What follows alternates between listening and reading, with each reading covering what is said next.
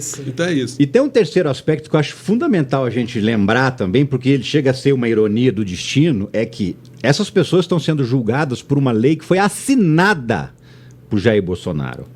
A lei do Estado Democrático de Direito, ela vem em substituição à Lei de Segurança Nacional e ela foi aprovada em 2021. Outra parte, se a Lei de Segurança Nacional que foi revogada, se ela tivesse em vigor, essa turma estaria toda na cadeia. Porque a lei que foi revogada, ela era muito mais dura. O que aconteceu? A democracia caiu numa armadilha, porque nós saímos de uma ditadura e se postulou, todos os progressistas, pela abolição dessa lei que serviu para fazer perseguições absolutamente absurdas. Então, o que você fez? Olha, vamos acabar com essa lei de segurança nacional. Sim, mas vamos colocar o que no lugar? O Bolsonaro e o bolsonarismo, já de olho em futuras delinquências, eles abrandaram o sistema legal. E aí, com o sistema legal mais abrandado, vamos delinquir. Porque, olha, não tem como provar que a gente está fazendo isso por conta disso, isso aqui. Por exemplo, vocês já levantaram nos canais de vocês as questões que poderiam ser classificadas como uma traição à pátria que esses deputados estão fazendo lá fora. Isso na Lei de Segurança Nacional que foi revogada, esses deputados já estariam presos. Mas na lei mais abrandada, isso deu quase uma habeas corpus para eles, um livre trânsito, para eles fazerem o que eles estão fazendo. Vão lá fora e pedem intervenção no nosso país, nas instituições. Eles claramente fazem lá uma campanha para que o ministro da Suprema Corte do nosso país, que não é uma questão que deva ser entendida como uma questão pessoal, porque ele representa um poder da República. Então, quando se ataca um membro desse poder, está se atacando a existência e o funcionamento desse poder. E é interessante essa situação, porque o Flávio Dino, nesse julgamento, assim que Alexandre de Moraes fez a explicação, né, do tipo penal tentativa de golpe, ele pediu uma parte, Flávio Dino, e Flávio Dino falou. E outra coisa, nós estamos aqui concretizando exatamente isso, a lei que foi aprovada em 2021 e sancionada por Bolsonaro. Bolsonaro vai ser o primeiro a ser condenado por uma lei que ele assinou. Ele assinou, ele sancionou. Não pode alegar desconhecimento. Exato. Ele assinou embaixo onde está escrito tentar abolir o Estado Democrático de Direito. Tentar dar um golpe de Estado. Né? Na verdade, o grupo dele, ele indiretamente, a gente não sabe se foi diretamente, ele criou a lei. É o contrário. Justamente em cima disso que o Zé está falando. A gente teve ali uma movimentação do grupo bolsonarista para tentar, de todas as formas, dar margem para que eles pudessem cometer esses crimes. Agora você pensa, vamos fazer uma lei para facilitar a nossa vida. E mesmo assim eu descumpro essa lei. Eu já fiz a lei para facilitar para mim. Eles criaram uma coisa que... Eu fiz uma lei para me ajudar. E mesmo assim eu desobedeço aquilo que eu mesmo criei e assinei. Cara, e é interessante mais, porque aqui a gente entra novamente naquela questão da liberdade. Porque eu vou ser muito sincera para vocês, eu fiquei chocada com o que a Câmara de Deputados Federais fizeram, com o que eles fizeram quando eles aprovaram a resolução que suspendia a ação penal 12.100. Por que eu fiquei chocada? Porque para quem, né, José, entende minimamente um pouco de direito constitucional, a Constituição é clara, nesse caso não cabe nem interpretação. Está lá, após a diplomação, o deputado e o senador têm imunidade e pode haver a sustação da ação penal. E a Câmara de Deputados Federais, sabedora disso, aprovou na Comissão de Constituição e Justiça, por 44-22 votos na parte da tarde, a resolução que suspendia a ação penal contra todos os 34 denunciados pela PGR e, concomitantemente a isso, no mesmo dia, em sessão plenária, por 315 votos, foi aprovado. E eu vou falar como eu falei, como eu falo nas minhas lives. Juntou os golpistas e os ladrões e fizeram uma união de ataque direto à Suprema Corte. Aí, quando a Suprema Corte vem de forma contundente e dura na defesa da democracia, eles falam que é golpe, que é ditadura, que é invasão de um poder em relação ao outro. É uma situação escabrosa. Então, para mim, de um lado tem os golpistas que querem anistia e não conseguirão, e do outro lado tem os ladrões que estão preocupados com a investigação que está ocorrendo em relação às emendas secretas. Sim. Onde 4 já foram denunciados pelo Procurador-Geral da República, que está lá no Supremo Tribunal Federal. Isso, para mim, foi um assinte, uma espécie de tentativa de golpe ao judiciário. E isso não é liberdade de expressão, isso não é nada disso. Isso foi um abuso. Foi um ataque ao Supremo Tribunal Federal que, de forma contundente, deu a resposta. Por unanimidade, no dia seguinte, a primeira turma derrubou. Aí não estava bom. Não estava bom ainda. Eles entraram com a ação de descumprimento de preceito fundamental, com a ação autônoma, para ir para o plenário. E Luiz Barroso, pelo que tudo indica, aceitou. Para que ele aceitou? Para ir para o plenário e acabar de vez com essa história. Só quem tem imunidade parlamentar é quem? Ramagem. E só pode suspender, como suspendeu, de 2 crimes, que é o dano qualificado ao patrimônio público e o dano qualificado ao patrimônio tombado. Os outros crimes antes da diplomação, vai pro pau. E esse movimento, gente, para mim é muito grave. Dessa união de golpistas com ladrões no Congresso Nacional. E mais grave para mim, eu não vou deixar de falar, é o silêncio dos bons. Porque está tudo caindo no colo do Supremo Tribunal Federal, mas tem um aspecto político, onde deputados e senadores têm que se levantar e se posicionar em relação a isso. E muitos bons estão calados. Isso, para mim, também é grave. André, permite uma parte nessa tua fala, que é a seguinte. Isso que a André está falando é um negócio assim, importante o que a André está falando, hein? Muito importante. Paulada, hein? Paulada. Mas vamos, agora é o seguinte, ela deu a paulada com um porrete e eu vou trazer um porrete maior ainda. Opa! Porque é o seguinte... Eu tenho um outro porretão. Então, porque é o seguinte, na abertura aqui do nosso encontro, a gente falou de essa doutrinação que sociedades como a brasileira têm sofrido ao longo de décadas. De um modelo que vem de fora, de um modelo norte-americano, enfim. E aqui no Brasil, o silêncio dos bons que a Andréa está se referindo engloba também silêncio de alguns que se fingem de bons, como, por exemplo, os grandes veículos de comunicação.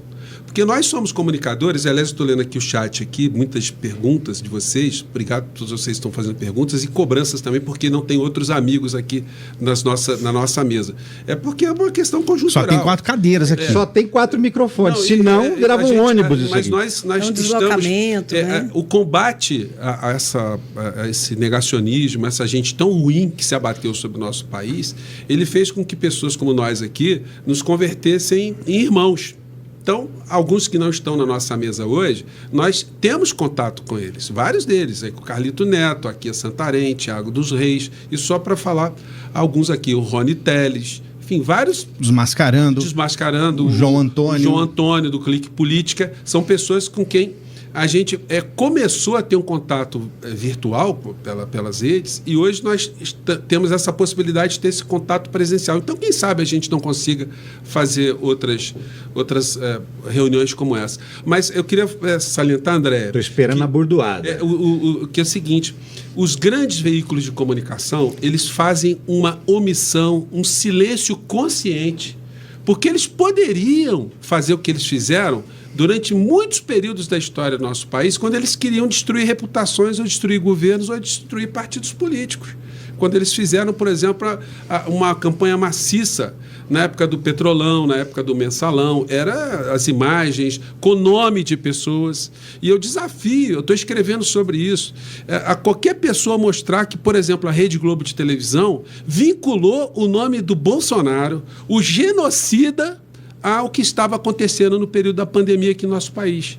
No final de cada número bombástico, 100 mil mortos, aí o Bonner aparecia, tinha a tela preta no fundo, com a imagem das pessoas que tinham morrido, enfim, fazia um editorialzinho ali, até os 200 mil, 300 mil, 400 mil, 500 mil, o Jornal Nacional terminava, mas eles nunca apontavam o dedo ao Bolsonaro, como o chefe de Estado que tinha obrigação de cuidar da saúde do povo brasileiro. Isso porque eles tinham interesses econômicos que estavam ali capitaneados pela figura do Paulo Guedes, que funcionou como uma espécie de mercador do mal, porque ele privatizou o que ele pôde no nosso país, capitaneou ali a autonomia do Banco Central, enfim, fatiou a Petrobras, encaminhou a privatização da Eletrobras, atacou servidores públicos, atacou o salário mínimo, atacou o aposentado, a aposentadoria, e tudo isso passou porque eram pautas dos grandes veículos de comunicação. E hoje, os grandes veículos de comunicação ainda têm como soldados de reserva o bolsonarismo, Por quê? Porque eles fingem que estão fazendo uma luta entre eles. Globo Lixo e a Globo faz a Globo News, que é uma TV a cabo, que tem jornalistas que opinam, fazem também críticas ao Bolsonaro e ao bolsonarismo, mas ninguém vê. E aí o cidadão comum, de maneira geral, fala assim, não, a Globo está contra o Bolsonaro. Bom, a Globo News faz críticas, mas o jornal que entra na casa das pessoas, o Jornal Nacional, ele se omite. O jornalismo da Globo, no principal jornal, não é opinativo. Opina nas entrelinhas, apontando as matérias, desenhando as matérias assim. Então, aquilo que o André está falando, o silêncio dos bons. Nós somos bons e estamos fazendo combate. Mas os veículos de comunicação não ajudam a gente nesse combate. Porque para grande parcela da sociedade, ainda o discurso da extrema-direita, que é muito superior em termos de número de pessoas e de falta de responsabilidade ou falta de caráter, infelizmente é maior do que a força que nós temos.